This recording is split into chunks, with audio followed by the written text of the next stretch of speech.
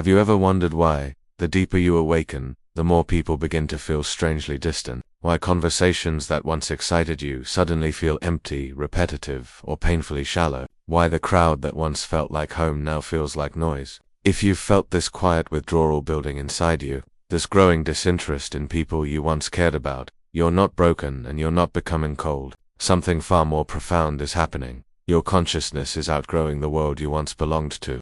Alan Watts often said that awakening is not about becoming special, but about seeing clearly. And the moment you begin to see clearly, everything that once captivated you begins to lose its power. That is the beginning of why awakened souls lose interest in everyone, because awakening changes the way you relate to people. It changes what you tolerate, how you listen, how you trust, how you love, and what you expect from human connection. Suddenly, the superficial becomes unbearable, the fake becomes obvious, the manipulative becomes loud, and the people who are running from themselves become the hardest to sit with. Awakening strips away the illusions that made certain relationships feel comfortable.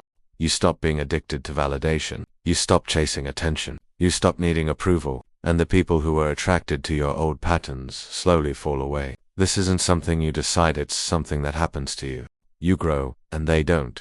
You evolve, and they stay the same. You expand, and they remain confined to the little selves they've spent years performing. And your soul, awakened and alert, can feel the difference immediately. It stops craving energy that drains it. It stops participating in conversations that numb it.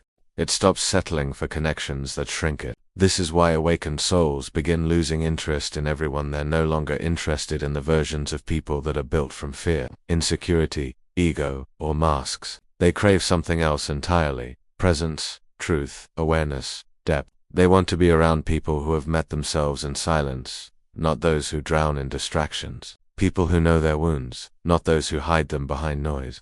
People who value peace, not chaos. This shift is not arrogance, it is alignment. Awakening shifts your sense of belonging, and for the first time, you realize that you were never meant to belong to most of the people you attached yourself to. Alan Watts described this as the movement of consciousness away from the crowd, a natural evolution of the soul that begins when you start seeing through the illusions people live inside. So when you begin losing interest in everyone, remember, your soul isn't closing, it's refining. It's filtering. It's distancing you from the wrong people so it can prepare you for the right frequency. And that is only the beginning. As awakening deepens, something even more mysterious begins to happen inside you. You stop reacting the way you used to. Where you once felt the urge to argue, you now feel the urge to understand. Where you once felt anger, you now feel clarity. Where you once chased connection, you now observe it. The entire structure of how you relate to people changes from the inside out. You begin noticing the subtle games people play, seeking attention, fishing for validation, pretending to be someone they're not. It becomes impossible to unsee, and once you see it, you cannot participate in it. This alone disconnects you from most people instantly, because the majority of human interactions are built on unconscious emotional exchanges.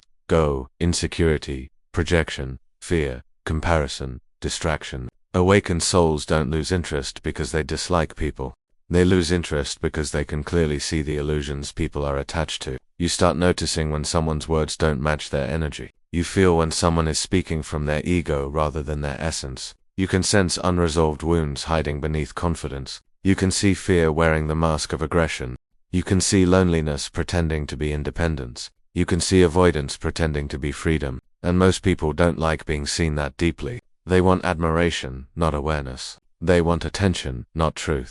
They want your presence, but not your perception. Alan Watts once explained that people fear those who see through them, and that is why awakened souls naturally become isolated. It's not that you reject people, it's that they quietly retreat from the mirror you hold. Awakening turns you into that mirror.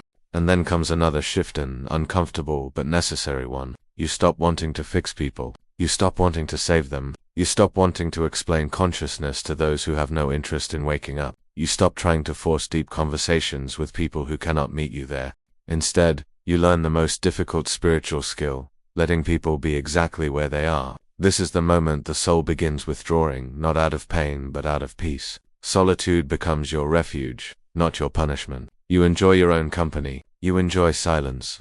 You enjoy thinking. You enjoy observing life without the constant need to be surrounded by others. Your energy becomes selective. Your boundaries become effortless. Your heart becomes discerning. And because of that, your circle becomes smaller, sometimes painfully small. But within that smallness is something powerful. The people who remain are real. You lose interest in everyone, but you gain interest in truth. You lose interest in crowds, but you gain interest in clarity. You lose interest in attention, but you gain interest in alignment. This is why awakening is lonely, but never empty. It's quiet, but never cold. The loneliness is simply the space your soul clears to rebuild itself. You're not losing people. You're losing illusions. And that is the greatest liberation. Then comes the final stage, the stage Alan Watts often described as the return to the world. After the withdrawal, after the detachment, after the solitude, something beautiful begins to take shape. You no longer feel burdened by other people's expectations. You no longer feel the need to fit in. You no longer feel the pressure to explain yourself. You no longer feel responsible for carrying emotional weight that isn't yours. And from this freedom, your soul starts attracting a completely different kind of people who vibrate on the same frequency of truth, presence, and awareness. These new connections feel peaceful, effortless, grounding. They don't drain you. They expand you. They don't confuse you. They clarify you. They don't demand your energy. They respect it. They don't fear your depth. They welcome it. And here's the paradox. Awakened souls lose interest in everyone, so they can eventually find the very few who actually match them. That's the hidden purpose of the loneliness. The universe removes who you don't need before it introduces who you do. But before those aligned connections appear, your soul has to stand alone. It has to remember itself. It has to learn who it is without noise, without influence, without external identity. This is why the awakened lose interest in almost everyone, because your soul cannot rise. If it remains entangled in the same energies that once kept you small, people fall away because your frequency shifts. Their chaos no longer resonates with your peace. Their ego no longer entangles with your awareness. Their patterns no longer match your direction. And the more awakened you become, the more obvious this becomes. But here is the final truth. Awakened souls don't lose interest in people permanently. They lose interest in the unawakened version of people. They lose interest in relationships based on fear, on ego, on emotional dependency. They lose interest in conversations that avoid truth. They lose interest in connections that require self-abandonment. And once they rise above that, a new world opens, a world of conscious love, deep friendship, authentic bonds, and shared awareness. In this world, conversations nourish the soul. Silence feels sacred. Presence feels intimate. Connection feels real. You're no longer searching for people who stimulate your ego. You're drawn to people who expand your consciousness. And the moment that happens, every person from your past makes sense. Every disconnection makes sense. Every lonely night makes sense. Every withdrawal makes sense. You were not losing people. You were shedding versions of yourself. You were not becoming uninterested. You were becoming aligned. You were not becoming distant. You were becoming true. So if you've been losing interest in everyone lately, don't panic. Don't judge yourself. Don't force connections that your soul has already outgrown. You're not falling apart, you're falling into place. This is the path of the awakened. This is the evolution of consciousness.